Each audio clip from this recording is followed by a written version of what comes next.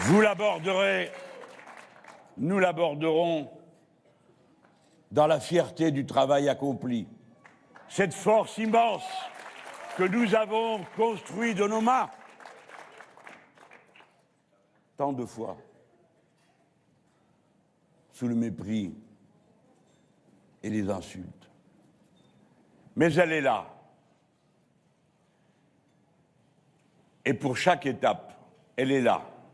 Si vous décidez de la préserver, de l'entourer, comme vous l'avez fait jusqu'à cette heure en dépit de tout.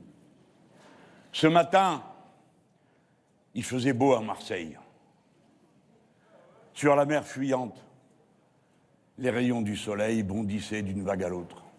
Ce matin, tandis que je me préparais à entrer dans cet événement dont je ne savais rien, me sont arrivés bientôt les échos de l'Oyapock, frontière française sur le Brésil, et puis ceux du Maroni, et puis ceux de la Martinique, et puis ceux de la Guadeloupe, et puis ceux de la Réunion.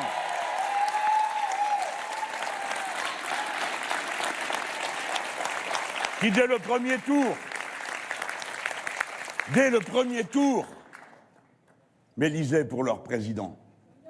Et j'ai vu dans leur décision ce qu'elle signifiait pleinement et entièrement. L'état dans lequel se trouve la patrie et son peuple sur tous les points du territoire, un état d'exaspération et le sentiment d'être entré dans un état d'urgence écologique, sociale et maintenant, encore une fois, nous le voyons ce soir, un état d'urgence politique. Car le tableau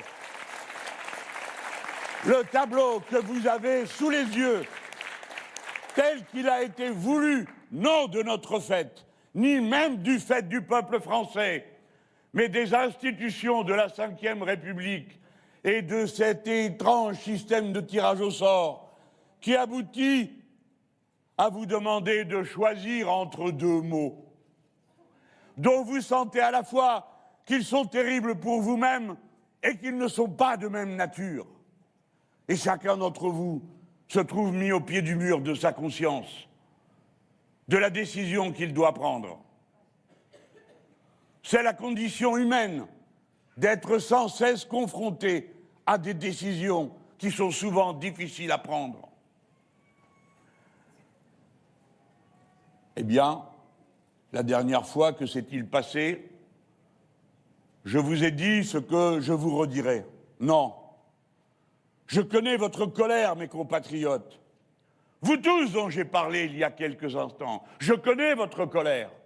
Ne vous abandonnez pas à ce qu'elle vienne à vous faire commettre des erreurs qui seraient définitivement irréparables.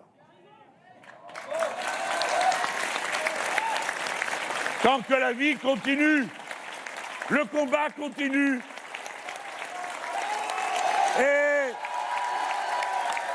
c'est mon devoir de vous dire, comme étant le plus ancien d'entre vous, que la seule tâche qu'on a à se donner, c'est celle qui accomplit le mythe de Sisyphe. La pierre retombe en bas du ravin, alors on la remonte. Vous n'êtes ni faible, ni sans moyens. Vous êtes en état de mener cette bataille, et la suivante, autant qu'il y en aura. Regardez-moi. Je n'ai jamais lâché prise, je n'ai jamais cédé, je n'ai jamais baissé le regard. Et c'est de cette façon-là que nous avons construit cette force. Alors maintenant, c'est à vous de faire. Dans la bataille qui arrive, nous avons constitué le pôle populaire. Parce qu'il était là, toutes sortes de gens ont pu prendre appui dessus pour faire un vote et nous amener jusqu'à ce point. Les batailles arrivent devant vous. Ne commettons pas l'erreur de nous fourvoyer à peine entrés sur le chemin. Nous savons pour qui nous ne voterons jamais.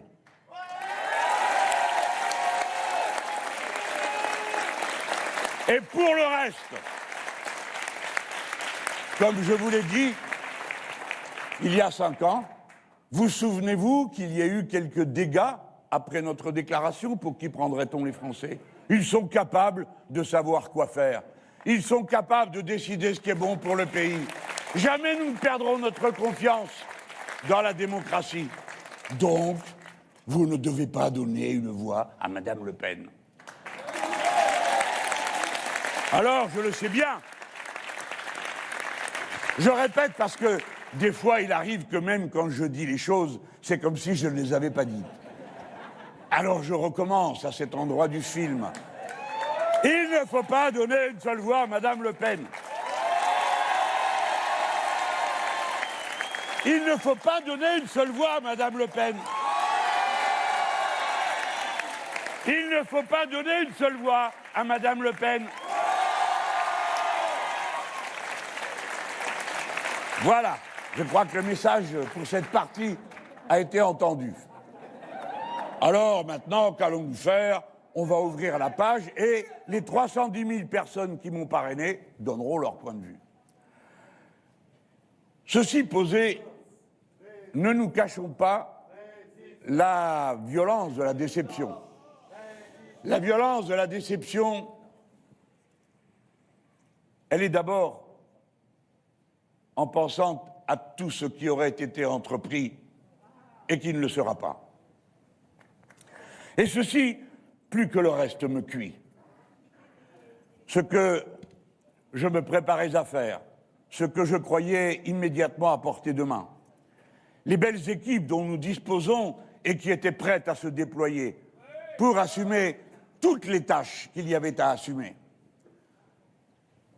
Oui, c'est une déception. Mais en même temps, comment se cacher, je suis comme vous, entre les deux, comment se cacher aussi la fierté du travail accompli? Le pôle populaire existe. Si nous n'y étions pas, que resterait-il? Qu'aurions-nous? Rien. Et nous avons construit cette force.